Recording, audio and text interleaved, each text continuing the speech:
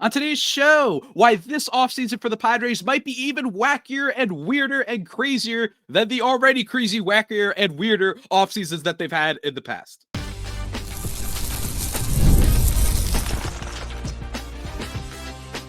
You are Locked On Padres, your daily San Diego Padres podcast. Part of the Locked On Podcast Network, your team every day. Greetings, ladies and gentlemen, and welcome to an edition of the Locked On Padres podcast, which is part of the Locked On Podcast Network, the #1 sports podcast network in the business, part of the Locked On Podcast Network, your team every day for Monday, November 24th. As always, I'm your host with sometimes the most, Javier Reyes, and I've been covering this team for 6 years now, not just for this podcast, but various other outlets, including justbaseball.com, chief among them. Today's episode, guys, is brought to you by Game Time. Download the Game Time app, create an account, and use code LOCKEDONMLB for $20 off your first purchase. Be sure to go and check that out. On today's show, guys, we are doing a fun mailbag, obviously, because it's Monday mailbag. So we're going to be talking about a lot of your comments and questions, to which I received a bunch of them, some of them having to do with last week's episode. So if you are an everydayer, be sure to catch up and go through that. And also, if you're an everydayer, feel free to leave your comments in the comment section of the YouTube channel, and I will be sure to get back to them. Might answer some questions on Friday as well, so don't wait. You have your opportunity, especially Thanksgiving week. You guys might get a little bit creative around the holidays. Who knows? I know how y'all could be. I remember getting asked about like my favorite Thanksgiving food once and comparing food to Padres players. Heck, maybe I'll just do that myself, but we'll see. Leave your comments below. The first thing that I want to talk about today is what I kind of alluded to in the cold open, right? And that is why this Padres offseason could be a little bit more different than I think what we're used to, right? And there's a bunch of different reasons for this, right? The first and foremost, there's a lot of reasons that we already know, right? Like there's already some reasons we already know. The fact that it's a new manager, the fact that they don't have much of a farm system, the fact that they're a team that's going to be sold, right? Like there's a ton of reasons that they're already going to have an interesting offseason, weird one. But I want to respond to a question that we got a while ago from Phoenix Ash regarding kind of the Phoenix Ash 927, longtime listener of the show, kind of like, you know, what's going to happen? Like, are these deals going to be crazy? Will we get a lot of deals with the impending sort of lockout, right? And I think that, first of all, I think I apologized on a recent episode. It's actually apparently going to be 2027 is when the CBA is up. So that's when it really might get crazy. But there is a different question regarding the lockout, so it's still somewhat relevant. And that is, I'm curious to see just how, and this is my own opinion, I haven't really seen this elsewhere, at least I have been looking up elsewhere.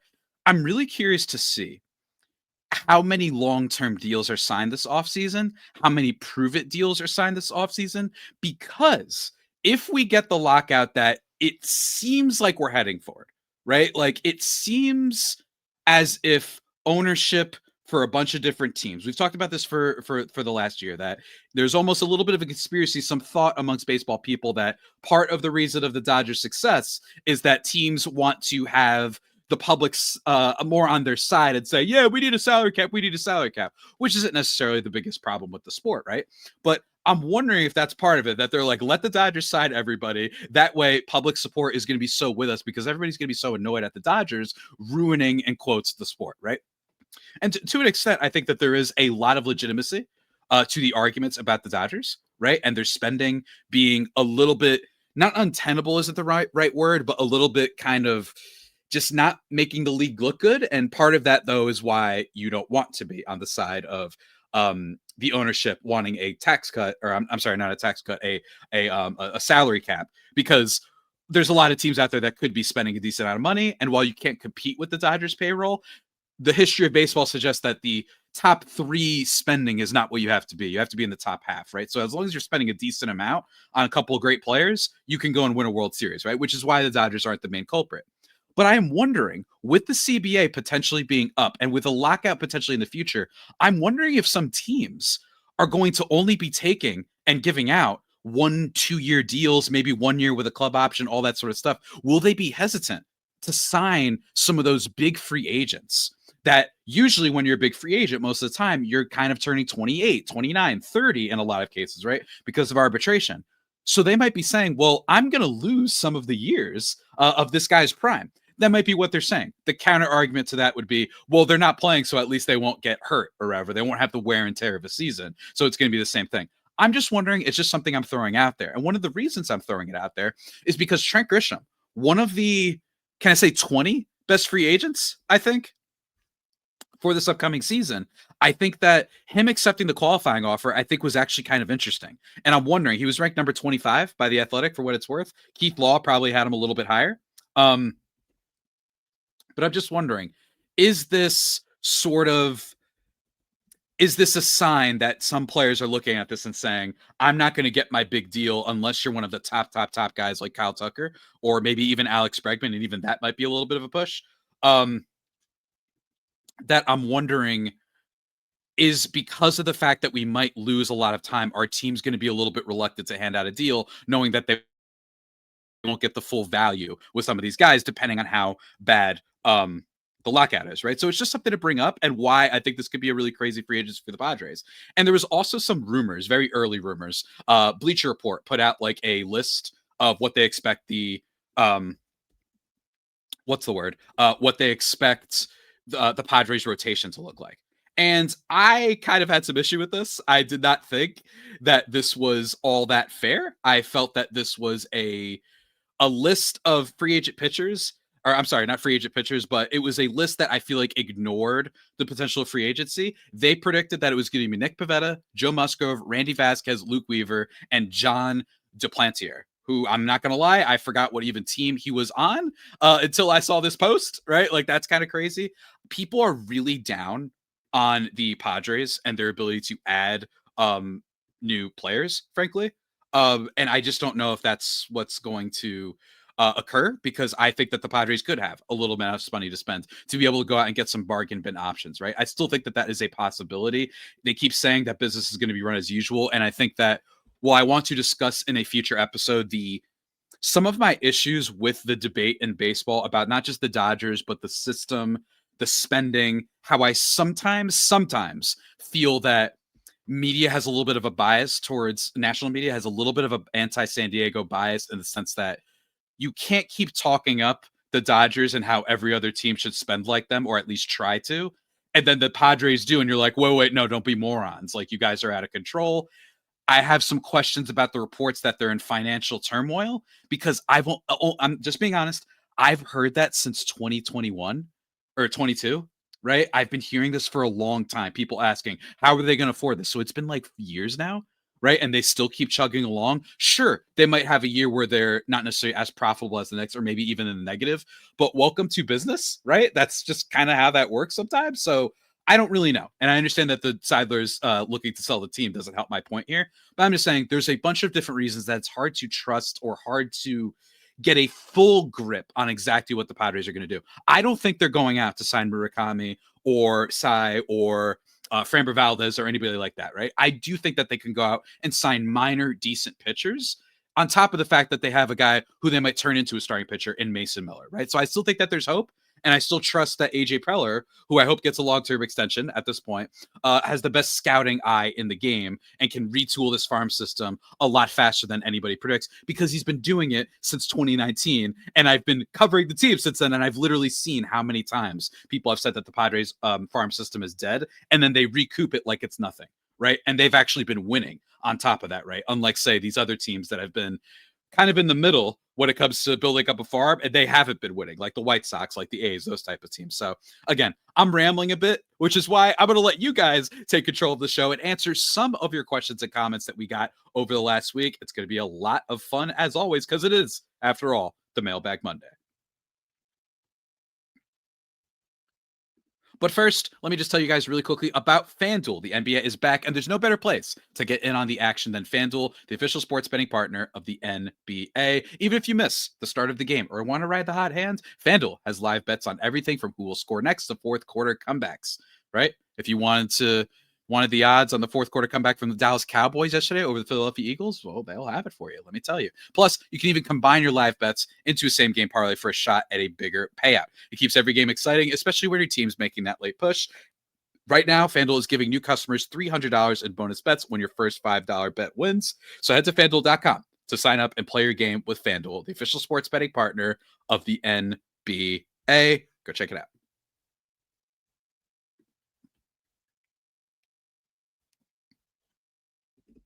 And just like that, everybody, we are back here on the Locked On Padres podcast, thriving and vibing, as always, on this lovely Monday, right? Thanksgiving week. I hope everybody's excited. I hope everybody's spending some time with family. If not, best wishes to you for whatever you're doing. You could be ordering KFC and just, I don't know, watching football highlights. That's a great thing. That sounds amazing to me. So shouts to all of you, and shouts to you for listening to the Locked On Padres podcast, your first listen every day, part of the Locked On Sports Network, the number one sports podcast network in the business. Let's start getting into some of the mailbag questions, right? This should be a lot of fun. Again, I go through this every Monday. Leave your comments in the comment description. And we will talk about it. Let's do it. There was some comments that we got some follow-ups on the best moments and worst moments that we did last week. So everybody go check out those episodes. It was a lot of fun doing that. But we got one comment that from Christopher Baltazar 933. San Diego sports teams have been cursed, and it's not just this season, right? And he is right. Let me tell you, as someone who is, wait for it, a Chargers fan, who grew up with them in a lot of different ways, that's for another topic. San Diego sports really do be cursed, man. It's like crazy out here. You know what I mean? Like, it's actually kind of insane what happens with this team, I think, and with the Chargers, with them moving and all that sort of stuff, that San Diego sports has had some incredibly bad luck. And we're actually going to talk about that, or at least touch on that, on tomorrow's episode that I did with Paul Francis Sullivan, but call him Sully, of Locked On MLB. I went on his show. He asked me some questions about the current state of the Padres. That'll be a fun, like, catch-up episode recap type of episode, you know what I mean, for those who have been tuning in. So that should be a lot of fun, so look forward to that tomorrow. But some other worst moments, Rama Murdy 9938 says, here's some other worst moments from last year. Mike Schilt retiring was a bummer for sure. Watching Arise fly out with the bases loaded and no one out was frustrating, and almost all of Dylan Cease's starts. That's true. I tried to make it more like contained with my worst moments list. I'm not going to spoil the rest of them that I put out there. Everybody go check that out, because Dylan Cease, I think his worst moment, like if there was the one in particular this year, can I say the Mets one? The Mets one, it was, the reason it doesn't get brought up is because we ended up winning that game in walk-off fashion, right? But there was something about him getting saved from home runs and then giving up a grand slam the very next inning, as if like he just wasn't, he didn't like that Tatis almost saved his life there, right? Like that was really crazy. But all in all, I think that Dylan Cease absolutely had worse moments time after time this year, never being clutch. It was really frustrating. He had such a bad season that even when he was dealing in the wild card game, the Padres had to be like, we don't trust you. You've gone 3 2/3. You gave up one double. You're done. Right. And I think that was actually the correct decision by Mike Schilt. So shout out to Dylan Cease. And the rest of your ones, Mike Schilt retiring. I think it was less about Mike Schilt no longer being the manager, but the fact that he retired. Right. The fact that just kind of happened out of nowhere and no one saw it coming, I do think is a bad sign. And then you couple that with the sign of the sale and all those sort of things. And that's why Padre land is it's scrambling right now, to say the least. So I agree on that. And don't even get me started, Luis Arraez. I think that Luis Arraez, it's hard to decide which was my least favorite moment of his this year. The fly out with the bases loaded is pretty tough. I do remember that. I think when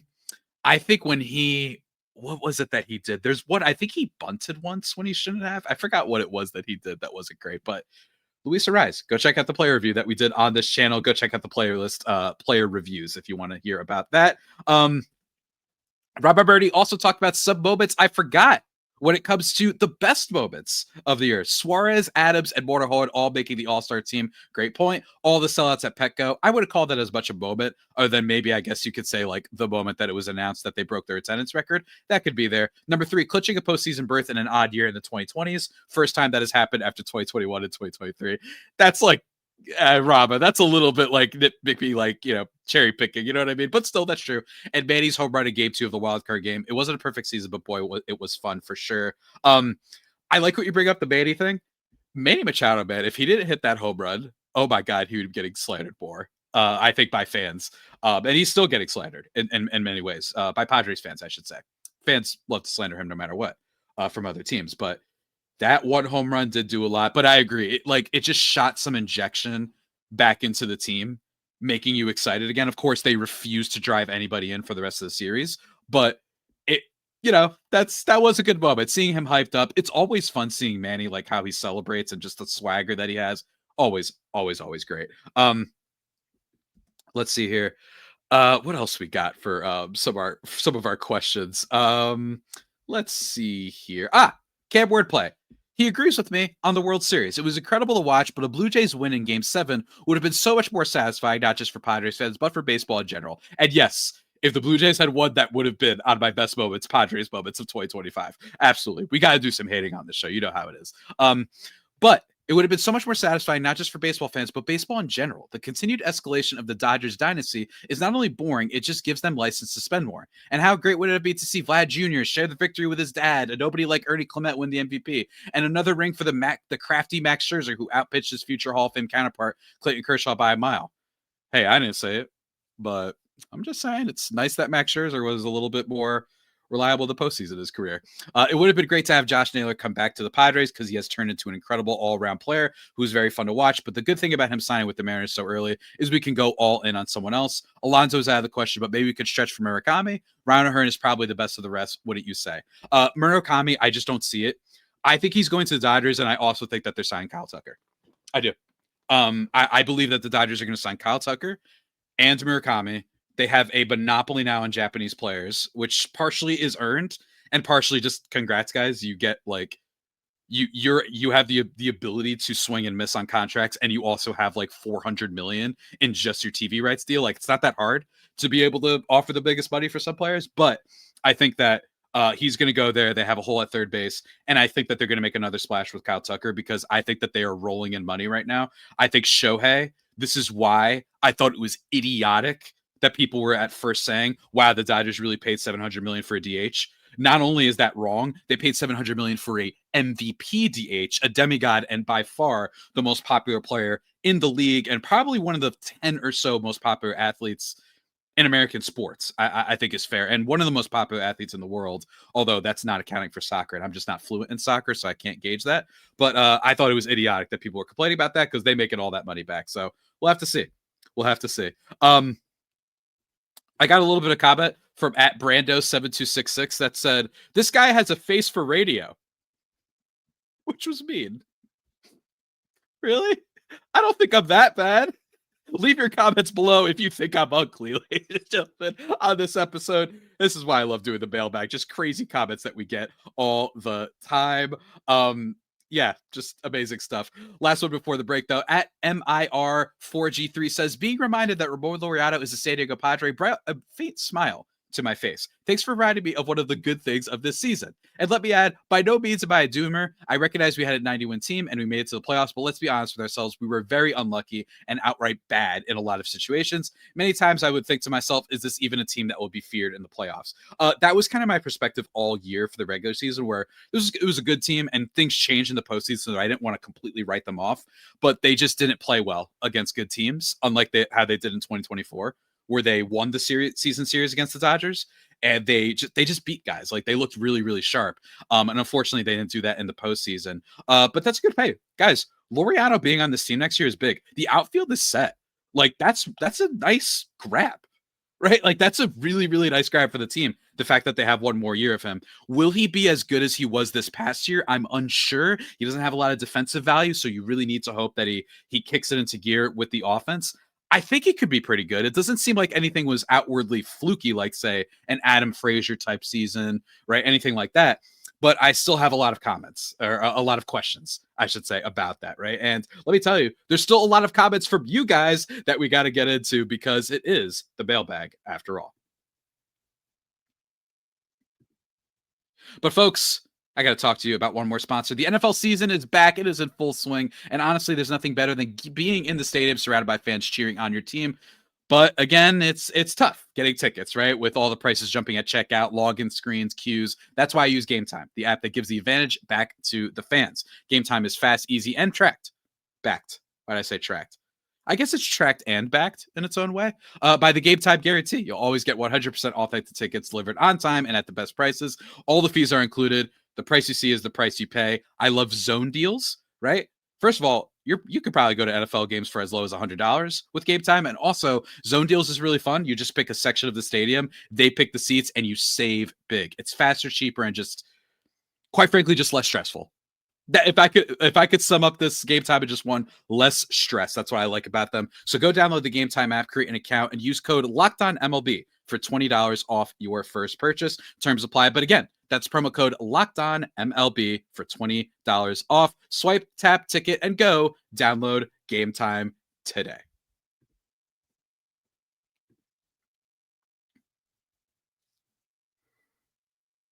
And just like that, everybody, we are back here on the Locked On Padres podcast, thriving and vibing. Let's not waste any more time. Let's keep talking more of the comments that we got because we're running out of time. So let's do it. At Mike Castleberry 80 says, way I figure is this. The Padres have a top-tier ballpark, a heavily invested fan base, and back-to-back 90-win seasons. If they sell, it's got to be a really big money guy that wants a turnkey team, in quotes, that will be competing immediately as opposed to a comparatively poor owner who can't afford the contracts and will tank the franchise.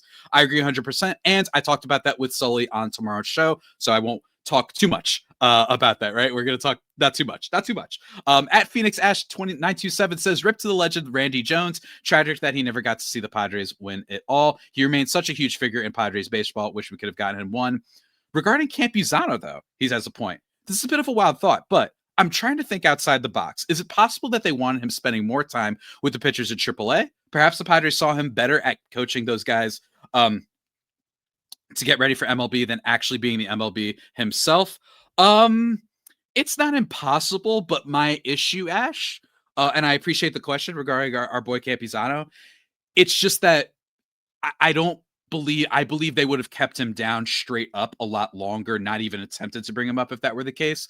And they have had him up before for a long stretch, right? Remember second half of 2023, and he was raking, by the way, during that stretch, and they let him be the starter in 2024. This is more of a defense, I think, in the early days in 2020, 2021.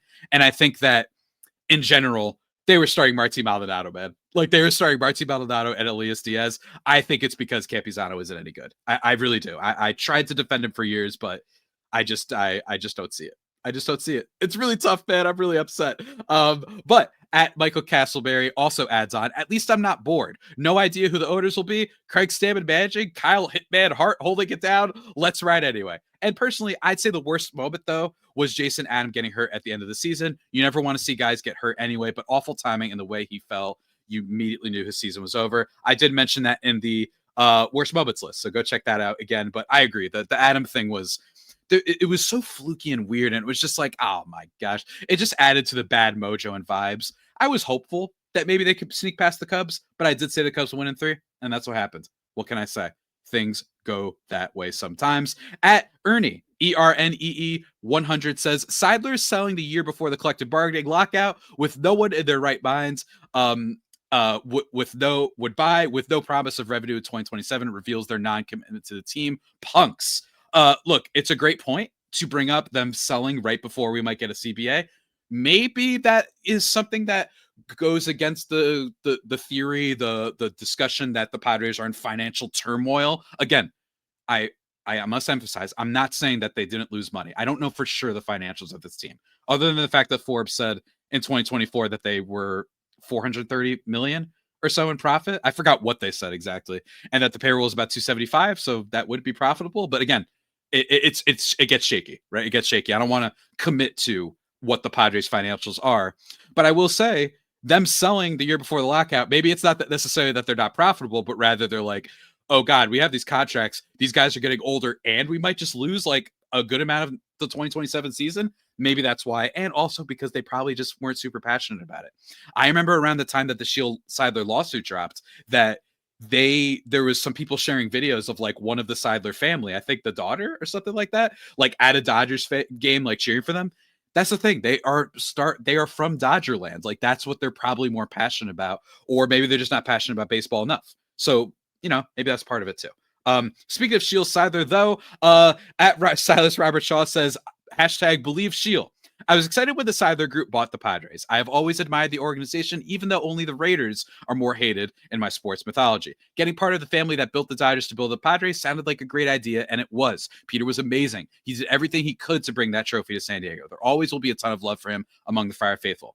As to spending, the league needs a real salary cap like the NFL. The teams that refuse to spend have to spend more. We agree on that, Javi, but there also needs to be a hard ceiling. It's not healthy for a league to to have 2 to 5 teams spending around 100 million more than the next group of teams. Those teams suck up all of the top talent, and it makes the game much more about who can spend the most versus who has the best organization. The Dodgers spent 120 million more than the Padres, and they are middle of the pack payroll wise. Though that fluctuates depending on the site I look at. The NFL's lowest franchise spends 226 million, and the top spender is at 260 million. Stars can go to a lot of places and get their money, and 80% of fans think their team can at least make the playoffs during the preseason. That drives the money. Look, I agree when it comes to hyping up football. Why it's popular is that's a good part of it. I think that this is something, again, I'm going to do an episode probably next week on my thoughts on the Padres financials, whether or not the Dodgers are ruining the sport. I think they are, but it's not them. I think they're a byproduct of cheap owners ruining the sport. And this is the result that you get, right? The Dodgers. But it's tough. It's tough. I don't know if we need a salary cap, but I think that you can only start talking about salary cap if there's a salary floor. That would be my thing. At the very minimum, you have to have a salary floor. It's absolutely insane that the Baltimore Orioles won 90 games in 2024 and spent like $2 in free agency. And I will say, in defense of some of these teams, you have to pay sometimes more if you're not the big market teams like Philly, like the Dodgers, right? And in order to get them to come there, right? So if you want to defend AJ Preller and the Xander Bogaerts contract, which is not something I want to fully do, I don't want to commit to this fully, but you could say, hey, maybe they had to overpay because he only wanted to go to one of the big cities. So in order to get a star to go there, you have to overpay, right? That's part of it. And then the second thing would be, again, the Dodgers can afford to swing and miss. The Dodgers completely whiffed on Roki as of right now, though that's international money, so it's different. Tyler Glasnow is a little bit shaky for them and doesn't pitch as consistently. Blake Snell didn't pitch a lot this year until the end. And then lastly, I think most importantly, Michael Conforto and Tanner Scott both cost like $40 million for them this year. But the fact that they can recover from that so easily is a little bit of a problem with the sport. Just the overall competitive balance. But again, it's complicated. We'll do that for a future episode. More Bobits at LAA Civetto 625 said, for best moments, man, you got to include Tatis magic catches in right field. I agree. And that was a huge miss on my part. I think it's because I didn't know which one in particular. Probably the one that I saw would be my favorite, just because it happened in that incredible game against the Mets back in August, or back in July. But again, it's hard. But absolutely Tatis, that's amazing, right? That's absolutely amazing. We got another comment from at Dylan S6259. Hi, Javi. Is there a world where the Padres actually spend a bit of money on the back end rotation help? Also, if not, is there a chance that Johnny Brito becomes a bigger part of the rotation like Vandy V has this coming year? I think for the latter part of your question, I think it depends on spring training, right? We did see that spring training determine some stuff. Does Matt Waldron make an appearance again? Brian Hoeing was gaining some traction as being a starting pitcher, then he got hurt. So I think it depends on spring training, but I don't know if I think Brito has a tiny bit of a chance to become a better starter than a Randy Vasquez type, but I don't know. I think it's going to depend on spring training. And again, it's going to depend on what they do with Mason Miller. And it's going to depend on whether or not they can get your Tyler Mahle type of starting pitchers, right? If they go and give those soft deals, if Preller's got something up his sleeve. And if there's one thing we know about Preller is that, yes, he sometimes gets a little bit too aggressive, but he usually bounces back pretty okay from holes that a lot of people deem as inescapable, right? Like the Padres are done. Their farm system's done. They're in financial turmoil. This is, by the way, headlines that you can find in 2022, right? So totally possible that they bounce back from it. It is going to be hard, though. It is. Do not expect major changes, at least in my opinion, right? You can't go for that. It's going to be really hard. It is. It's just going to be really hard. But with that all being said, guys, that about does it for today's mailbag edition of the Locked On Padres podcast, the only pod that may be better than the Padres themselves.